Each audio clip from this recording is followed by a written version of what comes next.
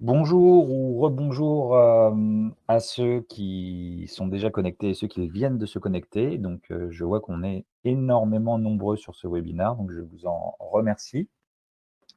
Nous allons attaquer aujourd'hui sur un thème qui est le capteur LoRaWAN.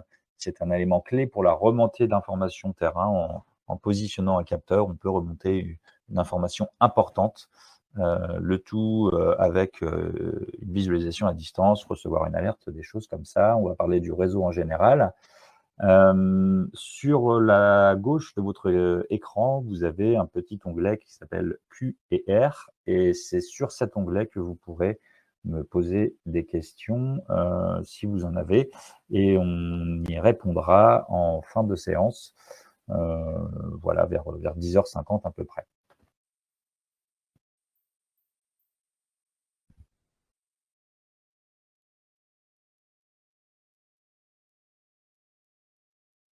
Donc l'agenda du jour, donc on va présenter Ericom, on va parler des annonces opérateurs et quel est le futur en fait par rapport au LoRaWAN. Pourquoi on vient choisir le réseau LoRaWAN par rapport aux autres protocoles LPWAN. Heu, une petite notion sur l'environnement privé, l'environnement public, ce qu'il est possible de faire. Les passerelles dont dispose Ericom qui peuvent vous aider à créer donc des réseaux privés. On va, voilà, évoquer les cas d'usage, heu, qui sont déjà décodés plug and play, donc qui sont faits par Ericom, avec une plateforme partenaire et puis on parlera de l'analyse prédictive, préventive même, sur la surveillance de process industriels. Ce sont des choses, très importantes et puis à la fin, on répondra donc sur, questions, et réponses. Donc Ericom, c'est plus de 20 ans d'expertise et d'expérience, dans le milieu de l'IoT industriel, et des solutions de communication, donc tout ce qui est M2M, machine to machine, heu, le tout sur, divers marchés. On a donc 4 briques, en fait en force de proposition. La première, donc là ça tombe bien, c'est les capteurs, donc de la prise de mesure, via un large panel, de capteurs IoT sur différents protocoles. Ensuite, on est capable également d'accompagner nos clients sur les infrastructures réseau, alors que ce soit du réseau IoT ou du réseau cellulaire, par exemple. Il faut véhiculer la donnée de ces capteurs sur un réseau. La troisième brique, c'est tout ce qui est plateforme IoT. Donc, bon nombre de nos clients nous font confiance avec diverses plateformes, selon ce qui est attendu. Effectivement, il est souvent plus rapide, plus simple d'intégrer une plateforme toute faite qui est dédiée à tel cas d'usage et avoir de beaux dashboards sur une plateforme partenaire. Et puis tout ce qui est service IoT, donc là, c'est tout ce que l'on peut proposer en termes d'études de couverture, études de site, formation, des choses comme ça. Nos implantations, donc nous sommes 12 personnes, et nous avons 3 sites en France. Le siège social est à Paris, à Montparnasse. Nous avons, des bureaux commerciaux à Saumur, dans le Maine-et-Loire et puis, le centre, administratif et logistique qui est basé à Bouferré, en Vendée. Donc voilà, une équipe qui grossit, avec, toutes les composantes d'une entreprise, jeune et dynamique. Les valeurs ajoutées d'Ericom. Donc Ericom est, je pense que vous connaissez maintenant, hein, depuis que l'on fait les webinaires. Donc pour ceux qui ne le connaissent pas, Ericom n'est pas un fabricant, un constructeur, il est distributeur et on a une réelle valeur ajoutée puisque, voilà, on va s'associer aux marques leaders du marché, mais on est capable également, d'avoir une réelle expertise. Donc ça passe par, de la qualification, de l'audit sur site. Donc on est capable de se déplacer, de faire, j'en parlais, des études de couverture LoRaWAN qui sont de plus en plus demandées. Donc ça, c'est des choses très importantes, d'étudier un site au préalable afin de déterminer, voilà, quelle est la solution la plus adéquate, combien de passerelles on positionne, est-ce que les capteurs, est-ce que la solution industrielle que l'on propose, elle est bonne. On est également capable de former des équipes. Alors, ça peut être des formations génériques, des formations spécifiques, mais aussi des formations sur l'installation de matériel. Donc ça, c'est très important. Voilà, former une équipe d'installateurs, d'opérateurs qui vont déployer, par exemple, du capteur. Voilà, on sait les former sur le début de la chaîne jusqu'à s'assurer que les données remontent bien sur une plateforme IoT, par exemple. Donc, on accompagne également nos clients voilà, pour l'installation. Alors, on ne va pas installer le matériel, mais sur les premiers déploiements, on peut les aider. On peut les aider sur première mise en service et aussi, on est capable donc en Vendée, hein, de faire des configurations spécifiques, également sur du volume, sur du matériel, avec une configuration spécifique client que l'on aura établie avec lui. Sur tout ce qui est appel d'offres, effectivement, on est de plus en plus sollicité également pour préconiser le bon matériel, que ce soit d'un point de vue technique ou d'un point de vue économique. Et puis voilà, donc on a un support hotline, un support avant-vente, on a des ingénieurs applications qui sont capables de rentrer vraiment dans le dur, dans le produit. Et puis, comme je le disais, voilà, on sait former des équipes. Juste brièvement, donc les technologies que Ericom peut proposer, donc c'est des technologies que tout le monde connaît, je pense. Ça va bien évidemment des réseaux LPWAN dont on va parler aujourd'hui, en plus du LoRa. Donc LoRa, Sigfox, NB-IoT, LTE-M, tout ce qui est cellulaire, 3G, 4G, 5G. On a aussi des solutions Bluetooth, solutions Wi-Fi, solutions radio.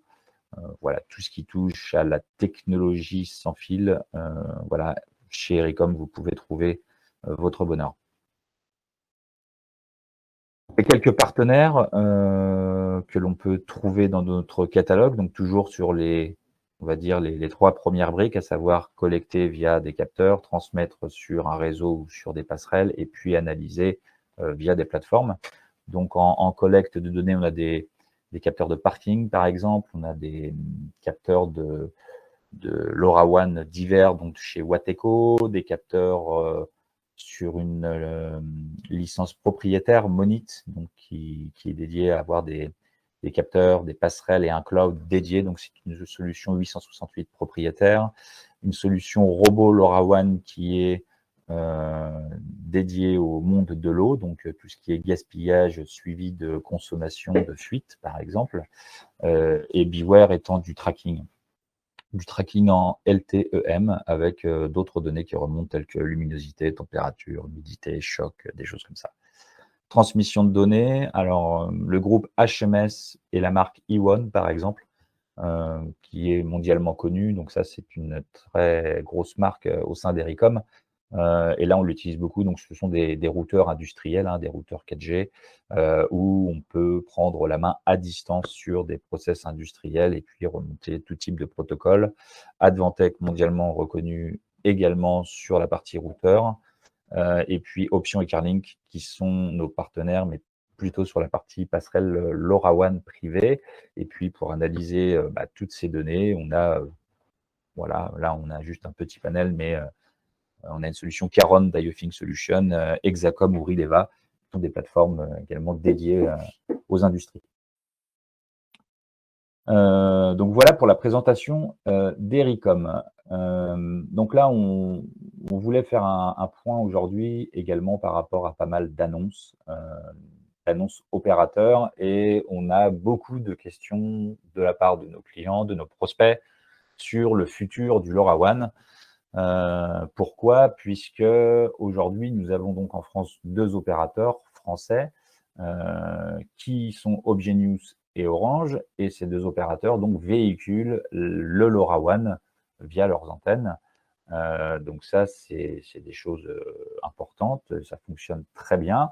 Mais le 25 février 2022, Obgenius a annoncé l'arrêt de son réseau LoRaWAN opéré, à partir de décembre 2024. Donc c'est très bientôt, c'est dans 2 ans et demi. Et puis, il ne sera plus possible de souscrire à un abonnement chez Obgenius, donc filière de Bouygues Telecom, à partir de ce mois de septembre de cette année.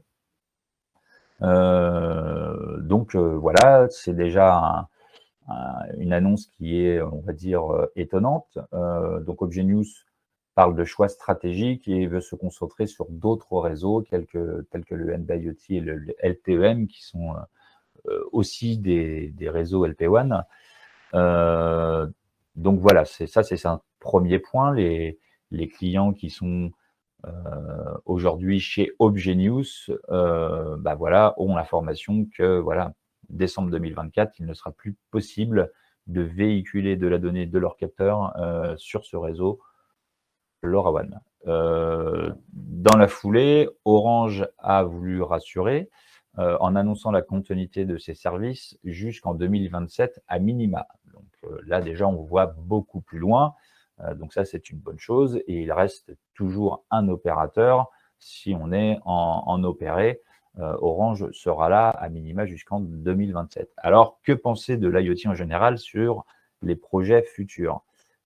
Est-ce qu'on n'est pas un petit peu frileux? Voilà, donc c'est normal de se poser ces questions. On pourrait aussi également, j'en parle sur le troisième point, mais Sigfox, qui était aussi un réseau, on va dire, concurrent, entre parenthèses, du LoRaWAN, était en difficulté, était en redressement, et le rachat de Sigfox par une société qui s'appelle Unabiz, bah, voilà, c'est un très bon indice, et ça montre que voilà, les réseaux IoT ont quand même de l'avenir. S'il n'y avait pas de, on va dire, de business ou de projet sur ce type de réseau Sigfox, bah voilà, les investisseurs ne seraient peut-être pas revenus sur cette marque française. Donc ça, c'est déjà un premier point. En France, on a la chance donc de posséder 2 opérateurs, donc Obgenius et Orange. Et ben, tout simplement, en fait, la migration d'Obgenius vers le réseau Orange LoRaWAN sera simple. On aura juste à réassocier les capteurs sur le back-end, sur le réseau Orange. Le réseau privé LoRaWAN, on en parlera, mais si vous avez, alors ça va dépendre des cas d'usage, mais si on a beaucoup de capteurs sur une même, là, une même aire, une même surface, une même entreprise, un même building, il faudra se poser la question du réseau privé, donc installer une passerelle pour remplacer l'opérateur, ça c'est possible.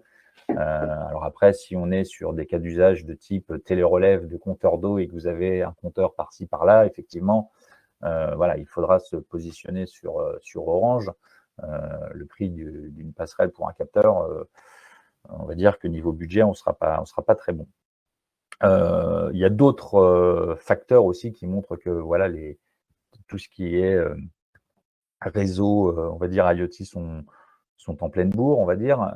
Les réseaux communautaires de type Helium sont en forte croissance. On a plus de 635 000 points qui ont été déployés dans le monde. Et d'ailleurs, Ericom est aujourd'hui à fond dans le sujet, puisqu'on a une plateforme qui s'appelle IoT Mining, qui permet justement sur base Carlink, donc passerelle LoRaWAN Carlink, de pouvoir voilà, prendre ces passerelles avec de l'hélium dedans. Et c'est vrai que nous aussi, on voit bien que ça a un réel engouement. Donc voilà, tout ce qui est Helium est en pleine expansion, et c'est du LoRaWAN à la base. Et puis, on a 30 nouveaux opérateurs mondiaux qui ont rejoint la LoRa Alliance en 2021. Donc, ça montre bien également aussi que voilà, il y a quand même du business à faire et il y a du besoin sur ce réseau LoRaWAN. Donc, pas d'inquiétude, le LoRaWAN sera toujours disponible, et ce, pour longtemps. On n'a pas une date voilà, cochée sur un calendrier futur pour dire le LoRaWAN, on s'arrête. Et je mets bien encore l'accent sur Orange est toujours là, et puis on a la possibilité de faire du privé. Donc si vous avez des capteurs LoRaWAN, il n'y a pas d'inquiétude à avoir. Alors pourquoi on choisirait, voilà le réseau LoRa, par rapport à d'autres réseaux LPWAN? Donc là, on a un petit graphique qui nous montre en fait les réseaux LPWAN, les réseaux PAN, les réseaux LAN, les réseaux WAN. Donc pour rappel, LPWAN, c'est Low Power Wide Area Network. Donc c'est tout ce qui est destiné à de la faible consommation, donc c'est l'IoT. Le PAN, c'est le Personal Area Network. Donc là, c'est tout ce qui est bah voilà, vos mobiles, hein, du Bluetooth, du Zigbee, du NFC, c'est tout ce qui est portatif, donc personnel. Le LAN, c'est le Local Area Network et le WAN, le Wide Area Network. Donc là, on est sur des technologies cellulaires, 2G, 3G, 4G, 5G. Le LAN, c'est tout ce qui est local, donc là, on va être sur du réseau Wi-Fi. Et on voit bien, en fait, la portée des solutions et puis la vitesse et la puissance d'exécution. Donc sur tout ce qui est LP1, le LoRa est très peu énergivore et puis on a une très très longue portée. Donc ça, c'est vraiment un choix. Donc on a le LoRa, le Sigfox, le LTEM et le NB-IoT dans tout ce qui est réseau LP1. Donc les avantages du LoRaWAN par rapport à du Sigfox, par rapport à du NB-IoT, par rapport à du LTEM, donc déjà, c'est un réseau qui a la particularité pardon, de proposer bah, plusieurs options. Donc on choisit un réseau opérateur, on peut aussi choisir un réseau privé via des passerelles, un réseau communautaire de type TTN par exemple. Donc on a multiples choix en fait de véhiculer sa donnée. Donc ça c'est un point qui est relativement important. C'est un réseau qui est très fiable et qui pénètre très, très bien dans les bâtiments et dans les industries. Donc le LoRaWAN, c'est du bas débit 868 et on va rentrer facilement, on va pouvoir, faire passer ces infos, ces ondes, radio, on va dire, facilement dans les bâtiments. Donc ça, c'est aussi la force du LoRa et c'est réputé pour ça. C'est aussi, bien évidemment, le réseau, on va dire, le plus étendu en Europe et voire au monde. Donc c'est pour ça que l'on a un panel très, très riche de solutions, de fabricants, de constructeurs, chose que vous n'aurez pas aujourd'hui. On n'a pas autant de constructeurs LoRa, de solutions LoRa que de solutions Sigfox ou de solutions LTEM ou NB-IoT aujourd'hui sur le marché. Vous pouvez faire, le test par exemple, sur internet, hein. Vous tapez capteur LoRaWAN ou capteur LTEM, vous aurez beaucoup plus de solutions, en LoRaWAN et en plus des solutions qui seront voilà, déjà pérennes et on va dire qui ont déjà mûri. On n'est plus sur des, voilà, des essais de capteurs, hein. Le LoRaWAN, on a déployé à très très grande échelle avec de gros industriels partout dans le monde. Donc, puisqu'on a aussi un panel très riche, on a aussi bah, voilà, un panel de cas d'usage divers et variés qui est extra large. Donc, c'est aussi un bon point. On peut faire plein de choses en LoRa qu'on ne pourra pas forcément faire en Sigfox ou en LTEM.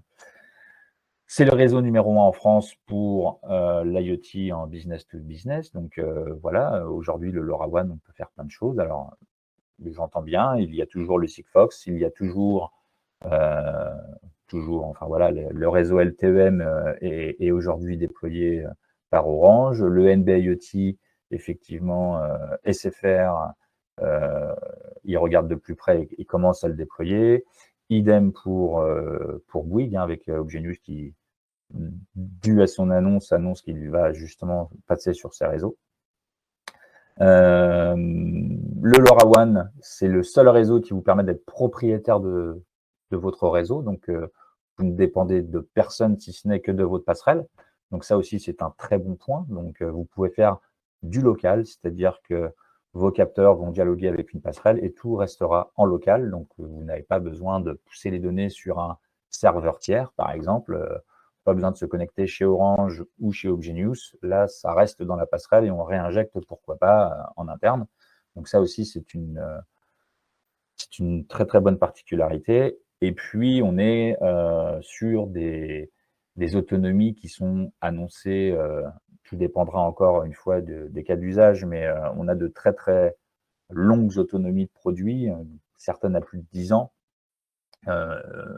Et ceci est dû aussi au réseau. Donc, plus vous avez un réseau fiable, un réseau performant, et bien meilleure autonomie vous aurez. Puisque si on a un réseau qui est voilà, bof bof, eh bien votre capteur va devoir émettre plus fort pour aller capter une antenne de chez Orange, par exemple. Alors que si vous avez un très très bon réseau via la passerelle, bah voilà, on va jouer sur le spreading factor et on n'aura pas à émettre très fort, donc on va moins solliciter la batterie, tout simplement. Donc pour conclure, le LoRaWAN, c'est le réseau idéal pour les remontées d'informations terrain sur tout type de cas d'usage, encore une fois. Qu'on fasse voilà, du comptage ou que l'on fasse, pourquoi pas, du tracking, on peut faire le tout en LoRa.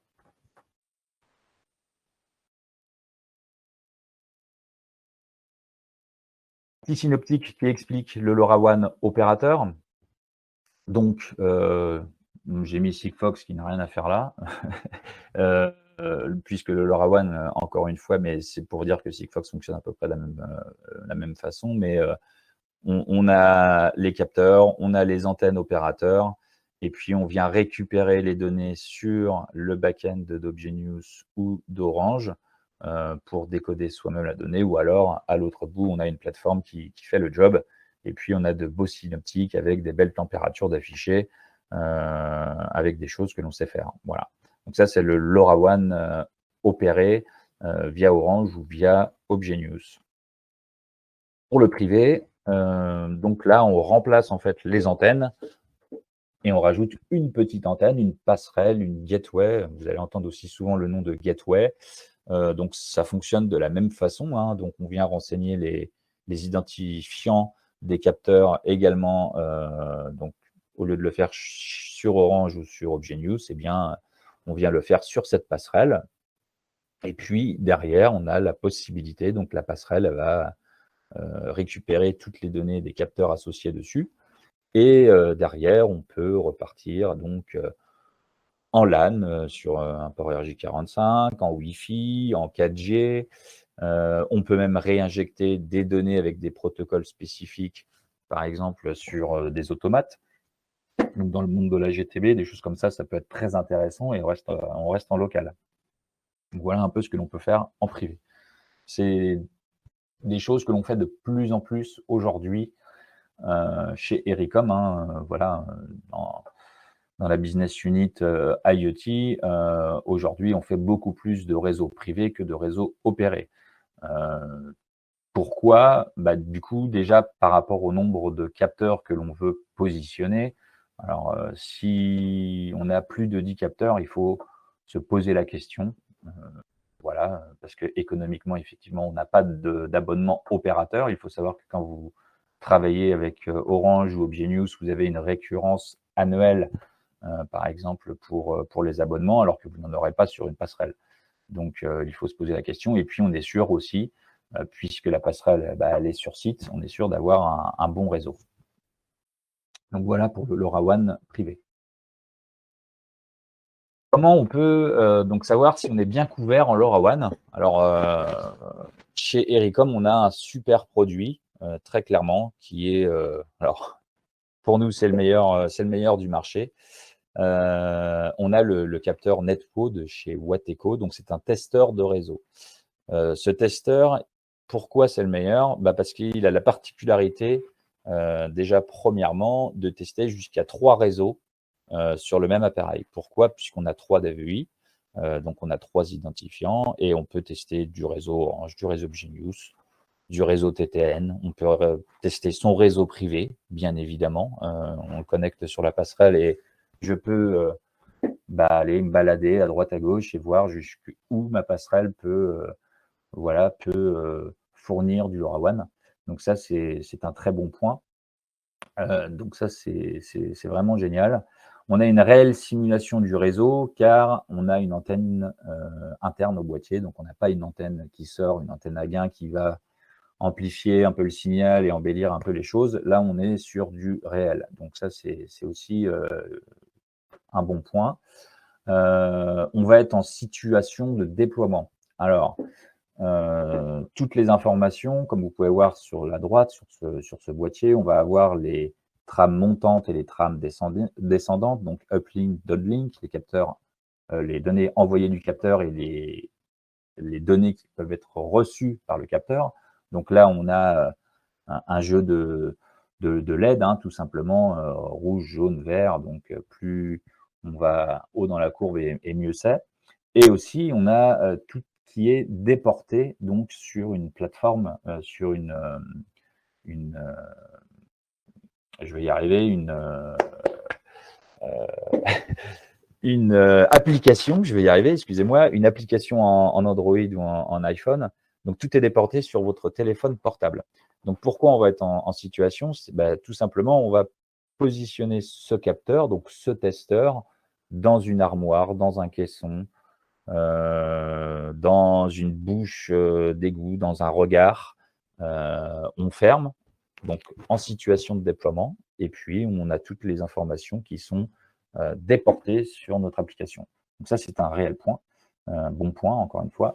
Et puis, tout est exportable via rapport par email directement depuis cette application. On vient cliquer et envoyer les informations, les tests de couverture sur son adresse email. Donc, c'est un super produit.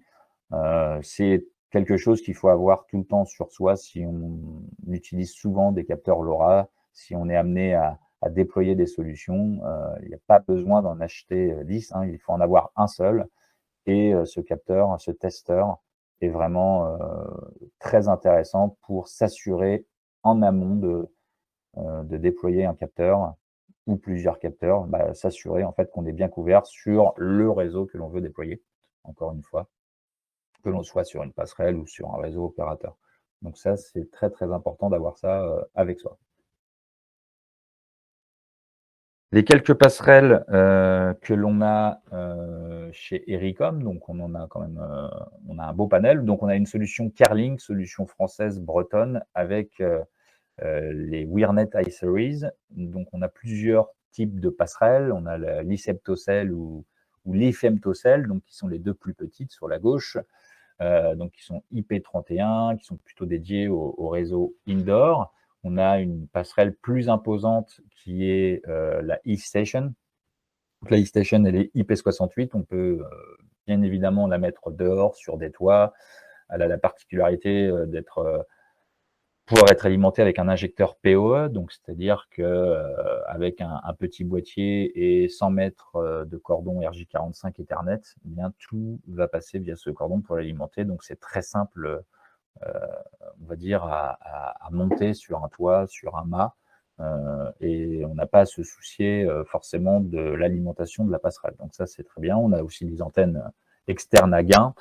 Donc on a de très très bons retours. Voilà, on a des solutions Wi-Fi, Ethernet, 4G.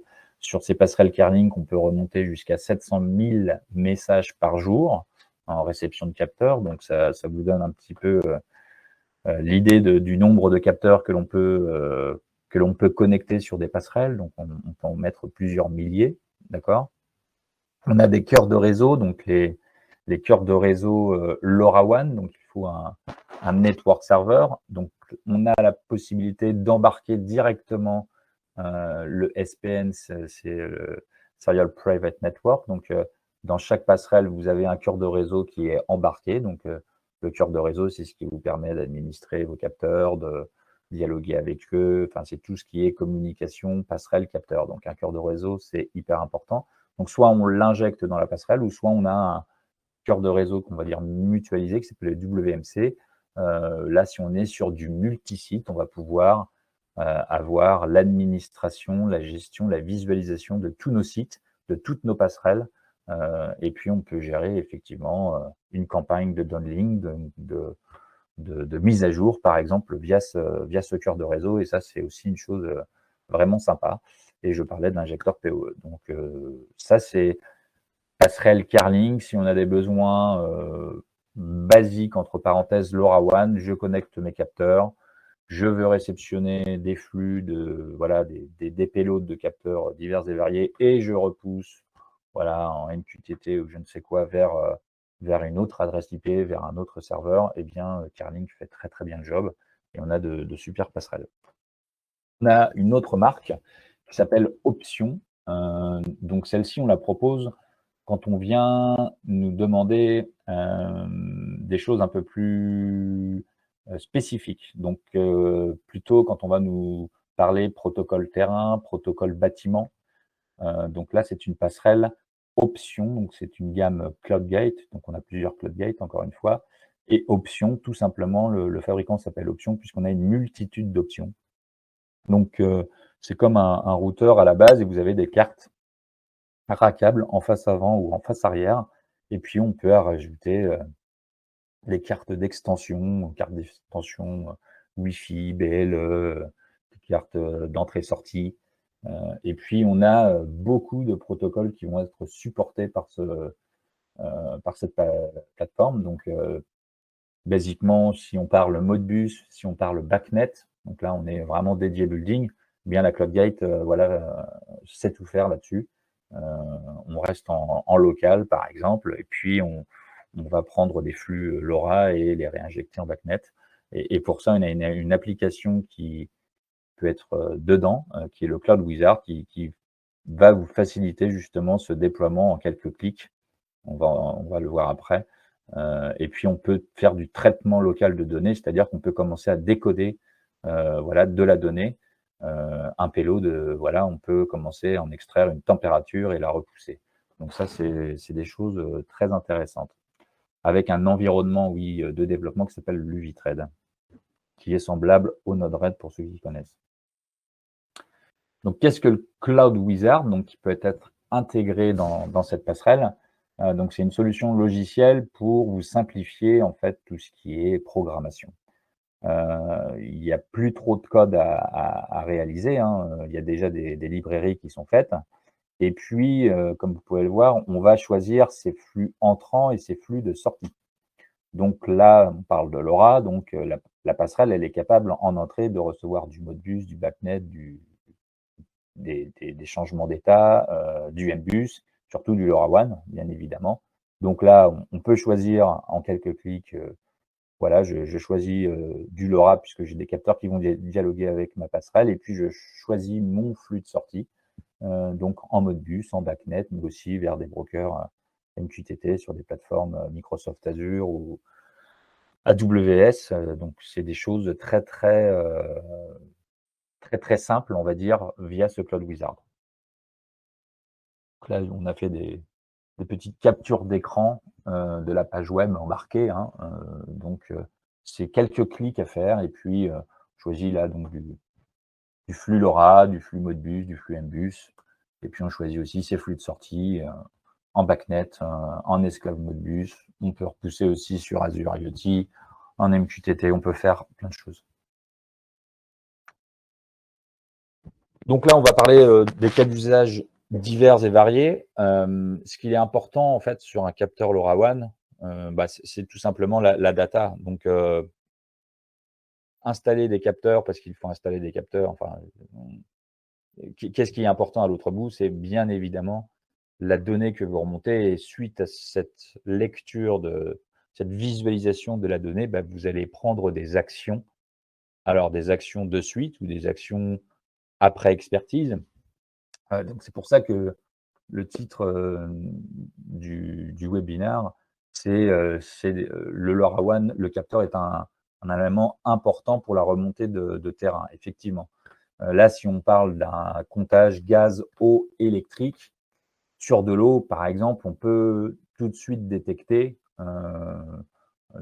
voilà, on va détecter qu'il y a une fuite ou qu'il y a une surconsommation et là, on peut vite, bah, voilà, intervenir et regarder ce qui se passe. Par exemple, au bout d'une semaine, on installe son capteur, on va voir à peu près combien on consomme à la journée ou combien on consomme à la semaine. Et puis, sur ce type de plateforme, donc là, on a un capteur Pulse, donc un capteur impulsionnel. Le réseau, on peut imaginer une passerelle, hein, connectée, on peut imaginer un réseau Orange.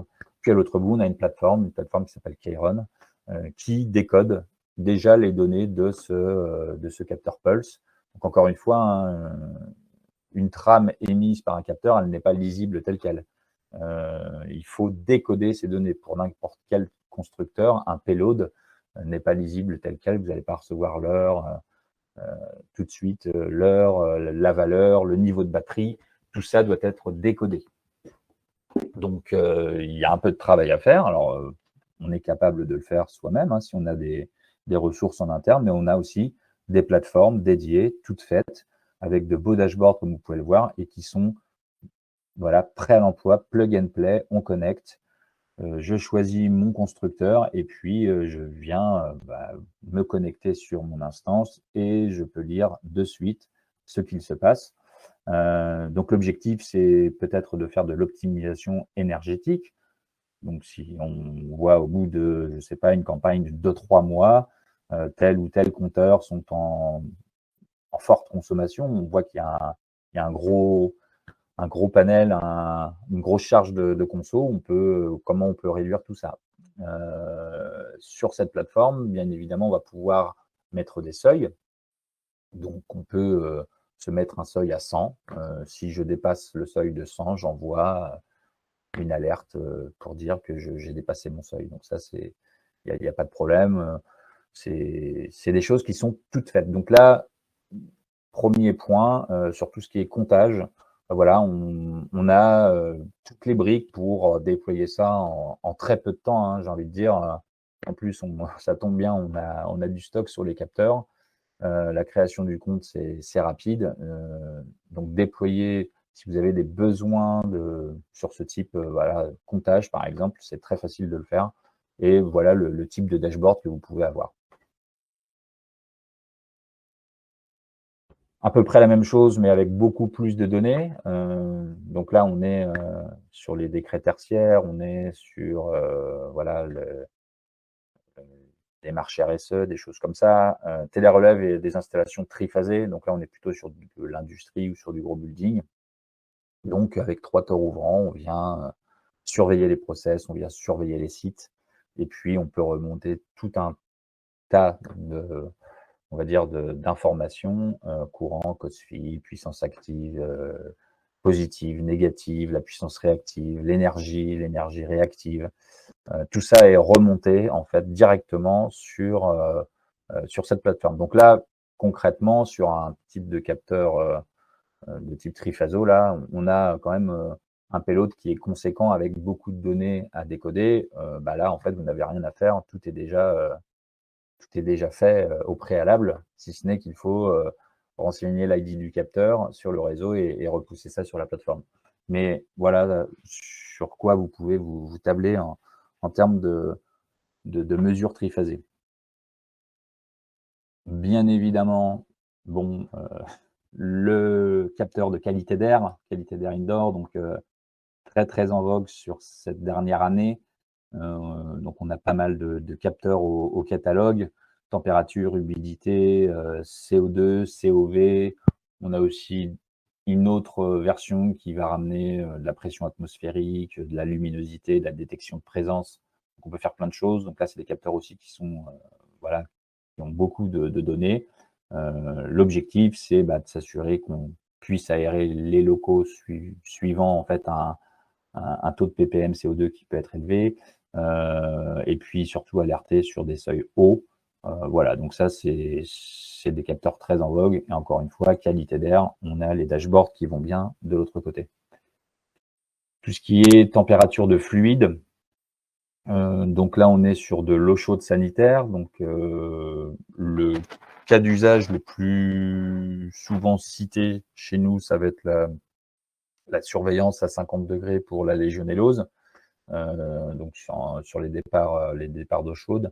Donc ça, c'est des choses pas très simples à mettre en œuvre, hein, mais on peut imaginer aussi des process industriels, s'assurer que on ait les bonnes températures, ni trop chaud, ni trop froid. Donc encore une fois, là, on a un dashboard qui est tout fait, on a un capteur double sonde, et puis on vient s'assurer que les températures sont bien en corrélation avec le process. Et puis, comme je le disais, la surveillance du réseau d'eau chaude sanitaire. Encore une fois, très facile. On va pas faire tous les cas d'usage possibles, mais c'est pour vous montrer, excusez-moi, que tout est possible en fait rapidement. Un capteur aussi qui est très sympa et qu'on ne peut pas voir partout, donc c'est un capteur de niveau, avec une sonde de pression relative. Donc là, il y a beaucoup de demandes, également en ce moment sur la surveillance de cuves. Donc ça peut être des cuves de fuel, ça peut être des cuves d'eau. L'eau devient, une denrée de plus en plus rare, donc voilà, les eaux de pluie pour être utilisées à d'autres fins, on veut surveiller justement ces niveaux, les niveaux hauts, les niveaux bas, les matières premières également, liquides, ça est important. Donc on a un capteur qui va bien et puis, les dashboards qui vont bien encore une fois, à l'autre bout. Donc si vous avez des cuves à surveiller, nous avons le capteur qui va bien. Tout ce qui est surveillance de caissons de ventilation, donc sur un toit, sur 2 points, en fait, on vient mesurer la dépression d'air, le delta P. On vient s'assurer qu'en fait, tout ce qui est système de ventilation, on ait une bonne qualité d'air à l'intérieur. Et puis si on voit que voilà la différence de pression commence à s'accentuer, peut-être qu'il y a des filtres justement à changer. Donc là, ça peut être de la maintenance à faire, des campagnes de maintenance. Au lieu de faire une maintenance tous les trimestres, eh bien, du coup, on va attendre les informations pardon, de ce capteur pour pouvoir, en préventif, aller changer les filtres quand il est bon d'y aller. Basique, encore une fois, surveillance des accès privés, les accès dangereux, c'est quelque chose en fait qui paraît simple, mais on a beaucoup de demandes sur ce type de capteur d'ouverture de porte, pour, plein de cas d'usage, la surveillance des salles, serveurs par exemple. Alors ce capteur a la particularité également en plus, c'est pour ça que je cite ce cas d'usage, d'avoir la température et l'humidité. Donc c'est important de savoir qu'on a une bonne température, une bonne humidité pardon, dans les grosses salles serveurs où vous avez toute votre informatique dedans, et puis surtout de surveiller si personne n'y rentre, puisqu'il n'y a que certaines personnes qui ont le droit d'y aller. Donc voilà, ça c'est encore un cas d'usage très simple à faire. Et puis on reçoit une alerte dès qu'une porte est ouverte si elle ne doit pas l'être. Parking, j'en parlais au préalable, la surveillance de parking, place de parking. Alors on a, avec une solution américaine qui s'appelle P&I, la possibilité de surveiller en fait les places de parking, que ce soit en surface ou en encastré, enterré à fleurs. Donc c'est au choix, hein, c'est le même tarif et là, tout simplement, c'est, dire aux futurs usagers, «Ce parking est plein, vous dirigez vers, tel autre parking». Et puis, on le voit aussi, c'est peut-être, venir détecter que quelqu'un est stationné sur une place handicapée alors qu'il n'a pas le droit, et ça aussi, ça peut vous alerter qu'une place est occupée. Donc voilà, tout simplement, avoir aussi, des choses qui vont bien derrière, toutes faites avec un capteur LoRaWAN, encore une fois, de parking. Et puis on finira par l'analyse prédictive. Donc on a la chance, avec Watteko d'avoir, le capteur Bob Assistant. Donc c'est un capteur LoRaWAN intelligent qui va se positionner sur des machines tournantes. Pourquoi il est important? Tout simplement, si vous travaillez dans l'industrie ou même sur du building, on va dire, puisqu'on le voit aussi sur, la gestion des CTA, hein, des centrales de traitement d'air. Si ça ne fonctionne plus, c'est pas bon. L'arrêt d'une machine ou la casse d'un système de ventilation peut coûter cher, et ça peut stopper complètement une prod. On le voit pour nos clients qui l'utilisent. En fait, c'est pour ça qu'ils veulent, déployer ce capteur, c'est que il faut interagir avant qu'il ne soit trop tard. Donc ça coûte très, très cher de ne plus fabriquer pendant une journée ou 2 jours, ça peut arriver puisque, si votre machine est cassée, il faut attendre les pièces. Et de plus, avec, la crise actuelle, depuis, maintenant, plus de 2 ans, on voit bien que l'on puisse, même à titre personnel, acheter du bois, acheter, n'importe quoi, et ça devient de plus en plus difficile, d'avoir, des pièces. Donc surveiller ces équipements, qui sont très importants, ça a du sens. Donc on analyse des équipements clés qui permettent de créer de la maintenance préventive ou prédictive. Là, j'ai mis une source d'IndustryMag de juillet 2021 qui vous montre un peu les coûts des arrêts machines dans l'automobile, dans l'industrie, dans le pétrole, dans les bâtiments. Ça va très, très vite. Donc c'est des estimations, hein, mais ça peut aller vraiment très, très, très vite. Pourquoi on surveille les vibrations et les dérives? Bah, tout simplement, là encore une fois un petit synoptique. La première chose que l'on va pouvoir détecter, c'est la vibration. Donc on a la machine, on va avoir un changement d'état, on va avoir une vibration. Donc là, en période d'anticipation, on est sur plusieurs mois. Donc voilà, si la vibration commence à changer, peut-être qu'il se passe quelque chose. Après, on va avoir du bruit. Le bruit va changer. La machine va changer de bruit. Donc là, on est sur quelques semaines. Et puis après, bah là où ça devient généralement trop tard, c'est la chauffe, donc la chauffe du matériel, la fumée, donc là, c'est pas bon du tout, et puis l'arrêt. Et puis là, il est trop tard. Donc, positionner un capteur de vibration a beaucoup de sens sur le fait que l'on peut déjà analyser bien en amont une éventuelle dérive.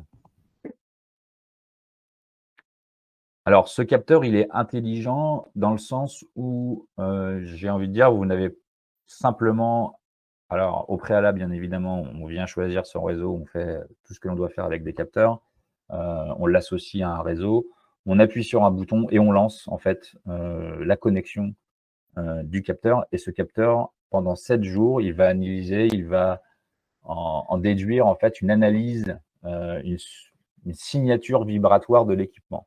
Donc ces équipements, si vous êtes sur une pompe qui fonctionne 1 heure par jour, bah, effectivement le capteur oui, il va vous dire, voilà, pendant 1 heure par jour je fais ça, mais il va pas pouvoir détecter des dérives, c'est pas le but. Heu, le capteur Bob Assistant, il est dédié à des machines tournantes qui vont tourner en 2/8, en 3/8, mais qui tournent quand même régulièrement. Comme ça, on a une réelle signature vibratoire et encore une fois, c'est le capteur qui le fait seul. Sur d'autres capteurs de vibration, vous devez, voilà, analyser, tout ce qui est vibratoire, les 3 axes, je vous passe les détails, c'est quelque chose de fastidieux. Là, le capteur au bout de 7 jours, vous prévient, vous envoie sur la plateforme une alerte et vous dit: «Voilà, je suis prêt et maintenant je surveille votre machine». Donc qu'est-ce que l'on peut surveiller? Alors c'est des exemples, hein, des compresseurs, des moteurs, des groupes froids, des fours. On a beaucoup de demandes dans l'agroalimentaire, fours de réfusion également, des transformateurs, des CTA, des turbines. C'est souvent sur des grosses machines, sur des tamis par exemple, dans l'agroalimentaire, des grosses machines donc qui coûtent relativement cher et qui sont vraiment, des pièces maîtresses d'un process. Donc si ces machines tombent en panne ou cassent, bah, voilà, peut-être que vous avez du chômage technique pour une semaine, le temps de réparer, on ne peut plus produire et c'est coûteux pour l'entreprise. Encore une fois, en cas d'usage que l'on sait décoder, avec, voilà, les données du Bob Assistant qui, sont encore une fois toutes décodées. Vous avez vos dashboards avec des courbes, et puis, tout ce qui est dérive. Donc là, on est sur, un capteur qui fonctionne très bien puisqu'on est qu'en vert, hein, mais, vous voyez en bas, on aurait, potentiellement des changements de couleur en orange, rouge, orange foncé et là, c'est qu'on a une dérive qui est significative et là, il faut regarder ce qui se passe. Et puis pour conclure, donc une plateforme IoT pour la prise de décision. Donc effectivement, alors soit vous prenez vos décisions parce que vous avez votre propre plateforme, hein, donc ça, c'est aussi possible. On n'est pas obligé de prendre une plateforme chez Ericom. On peut très bien s'arrêter au capteur, on peut prendre capteur, réseau et puis, si vous avez votre propre plateforme, bien évidemment, il n'y a pas de problème là-dessus, on sera content de vous aider. Mais la plateforme IoT, pour ceux qui veulent se lancer dans l'IoT ou qui n'ont pas forcément les compétences, bah, c'est un réel gain de temps car, bah, je me répète, hein, mais les données sont décodées et affichées. On a également dans ces plateformes, des scénarios d'alerte directement. On peut se créer, pas mal de scénarios sur plein de cas d'usage qui sont corrélés en même temps et donc, on peut se faire des scénarios d'alerte sur des dépassements de seuil, sur des dépassements de valeur. On peut avoir des modes SaaS, donc le mode cloud qui est le plus utilisé, mais on peut aussi avoir des solutions on-premise, c'est-à-dire que cette plateforme, elle est hébergée chez vous en local sur vos serveurs. Donc c'est des solutions qui sont bien évidemment plus coûteuses, mais on a des demandes où toutes les données doivent rester en local et on ne sort pas du bâtiment ou du site industriel. On peut partager cette plateforme avec pas mal de collaborateurs et on peut avoir plusieurs niveaux d'administration. Ou alors, on a aussi des clients qui utilisent cette plateforme et qui ont donc des clients finaux, et eux, en fait, veulent juste donner la visualisation, de ces données à leurs clients, mais surtout, ils ne touchent pas aux paramètres des capteurs, ils ne veulent rien changer. Donc on peut avoir plusieurs niveaux d'administration pour se connecter à cette plateforme. On a aussi la possibilité de créer sa propre plateforme. Donc, sur la plateforme Caron, par exemple, on a une licence studio qui vous permet, après une formation de 2 jours, de créer de votre propre plateforme avec les librairies voilà, qui vous sont fournies. Et vous pouvez donc créer à votre guise, en fait, euh, votre plateforme, bien entendu, sur les sources de Caron. C'est bien évidemment un atout pour l'aide à la décision. Donc, tout ce que vous visualisez, bah, vous pouvez l'exporter, vous pouvez le réinjecter dans un calculateur, par exemple, et puis surtout dans des CRM, dans des process internes. Et toutes ces données peuvent être retraitées sur d'autres plateformes, il n'y a pas de problème encore une fois. Et ça vous aide à la décision. On peut avoir des rapports automatiques, alors manuels, sur Caron, on fait un clic droit et on exporte en PDF, en Excel, enfin voilà, on peut faire ça manuellement et on peut aussi l'automatiser. Et puis on met, bien évidemment ce que l'on veut voir, donc les indicateurs de performance, les KPI pour, voir si, bah, ce que l'on a mis en place fonctionne bien et on va dans le bon chemin. Voilà pour la petite synthèse sur les plateformes IoT. J'espère que j'ai été clair, que le sujet vous a intéressé, et puis je vais regarder donc si nous avons des, questions. Alors je vois qu'on en a déjà pas mal. Je vais essayer d'en répondre à quelques-unes. Alors, combien de capteurs, peut-on connecter sur la passerelle outdoor? Alors, je le disais tout à l'heure, hein, on peut recevoir jusqu'à 700 000 messages par jour. Ça va dépendre surtout du pas d'envoi de chaque capteur, mais aisément, on va dire, aisément, dans les 500, dans les 1000, sans problème. Heu, le tout, c'est d'avoir une très, très bonne émission, une bonne couverture. Donc par expérience, encore une fois, sur une passerelle, la clé, d'avoir le bon réseau, c'est de positionner comme toute antenne, hein, puisque là, on est sur, une passerelle, on peut aussi la renommer antenne. C'est la mettre sur le point le plus haut possible. Plus vous serez haut, meilleur vous aurez, en termes de couverture. Donc ça, c'est un très bon point également. Donc combien de capteurs? Oui, il y a pas de chiffre clé, mais sur du Carlink, par exemple, oui, 700 000 messages jour, on est sur plus de 1000. Les tarifs abonnement de la plateforme Keron dépend du nombre de capteurs, dépend du nombre de sites.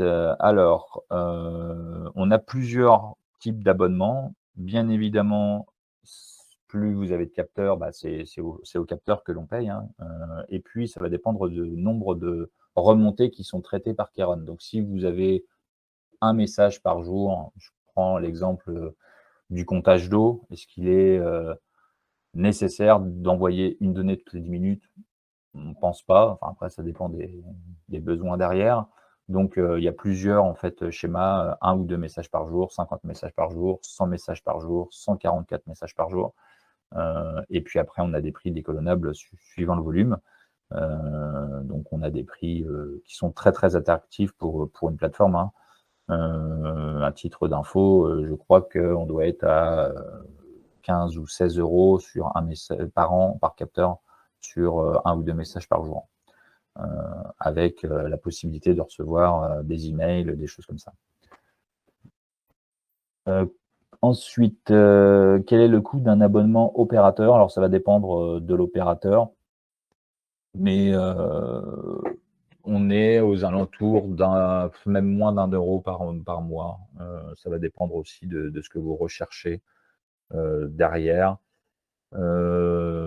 Ensuite, chez Orange ou Obgenius, oui, ils ont à peu près les mêmes tarifications. L'émigration d'Obgenius vers Orange n'est-il pas soumis à une durée de contrat? Vous avez des contrats, alors si, chez Orange, vous avez la possibilité de prendre un abonnement sans engagement. C'est-à-dire que, vous payez au mois, mais vous n'avez pas d'engagement 12 mois, 24 ou 36 mois. On peut faire ça sur quelques mois. Donc voilà, ça c'est bien. Le Cloud Wizard détecte-t-il tous les types de capteurs? Alors, on a un large panel sur Cloud Wizard. Le Cloud Wizard, oui, on a plusieurs marques qui sont faites et effectivement, on a les payloads qui sont déjà décodés. C'est déjà préintégré. Donc, que vous preniez du Wateco, par exemple, ou d'autres marques, du Millsite, on a déjà les librairies, les payloads décodés. Donc, c'est déjà aussi un très, très bon point sur cette passerelle option. Une couverture privée sur une communauté de communes coûterait combien? Je vais vous faire une réponse, voilà, tout dépend de la taille de la communauté de communes. Comme je le disais en amont, on est capable de venir sur site et puis de faire le job. Donc, quand je parle du job, c'est voilà, d'analyser, de faire cette prestation sur une journée et voilà, de vous faire un rapport et de vous dire, nous, on va positionner telle passerelle, on va les positionner à tel endroit et on en mettra, je sais pas, 2, 3, 4. Mais ça, il faut faire une étude effectivement de site. Mais encore une fois, on a de très, très bons retours. Par exemple, sur des passerelles externes, là, si on peut se positionner sur des châteaux d'eau ou des choses comme ça, on a de superbes couvertures, qui peuvent aller sur plusieurs kilomètres, aisément. Donc ça, c'est à discuter et n'hésitez pas à nous envoyer vos besoins. Pour la réception des alertes, est-ce que ceci est possible par SMS? Oui, c'est possible, pas de problème. Alors c'est une solution qui est payante sur Caron, mais on peut recevoir, en plus de l'email, des SMS, donc ça, il y a pas de problème. On suppose à vous lire que l'autonomie sera meilleure pour les capteurs, mais de combien? Donc je suppose que c'est meilleur, si on met du réseau privé. De combien, je ne saurais pas vous dire si on gagne en mois, en année, mais ce qui est sûr, c'est que, voilà, meilleur réseau on a, moins on sollicite la batterie puisqu'on va, je vais dire, discuter moins fort avec les antennes. Donc c'est très bien. Mais je ne saurais pas vous dire à combien d'années, on n'a pas de chiffre là-dessus, je suis désolé. Le testeur de réseau est-il disponible de suite? Oui, oui, on peut les acheter par dizaines. On a du stock, il n'y a pas de problème là-dessus. Le réseau LoRaWAN est-il adapté à un déploiement de capteurs à forte densité, à plus de 1000 capteurs? Oui. Encore une fois, là-dessus, c'est le réseau et c'est le cœur de réseau qui fera bien le job. Mais oui, on a pas mal d'expérience dans ce domaine sur du volume et ça se passe très bien. On est encore une fois sur du réseau privé, mais on a par exemple un projet où on a plusieurs milliers de pièces sur plusieurs kilomètres carrés, mais tout se passe très bien. Existe-t-il des actionneurs ou est-ce monodirectionnel? Alors non, on a aussi des actionneurs. On a plusieurs classes en LoRa, donc ce sera ma dernière parce que je vois qu'on est à 11 heures. Classe A, classe B, classe C. Les plus répandus sont le classe A. Le classe A, tout simplement, le capteur envoie les informations et puis on peut aussi lui envoyer de nouveaux paramètres, mais c'est soumis à condition. C'est-à-dire qu'on va renvoyer un downlink, une trame descendante vers le capteur au prochain envoi du capteur. Mais on a aussi le classe C. Donc le classe C, on est en écoute permanente du réseau, donc on peut piloter des choses.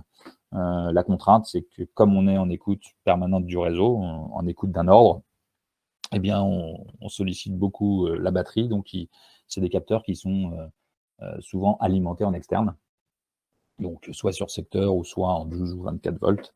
Et on est capable d'avoir, oui, des actionneurs. Il y a pas de problème là-dessus. Donc, toute cette présentation vous sera envoyée, donc pas de problème. Si vous avez d'autres questions, n'hésitez pas à me les envoyer. J'y répondrai par email. Notre prochain webinaire, ce sera sur la gamme Advantech et les routeurs 4G, 5G que nous pouvons proposer, donc gamme industrielle. Et puis, n'hésitez pas à m'envoyer vos questions, vos projets, et on sera là pour vous aider. Donc, merci encore une fois pour votre attention. Et puis, on était vraiment très, très nombreux ce jour. Voilà, merci à vous. Je vous souhaite une très bonne journée ensoleillée chez nous dans l'ouest de la France. Et puis, très bonne journée à vous. Merci, au revoir.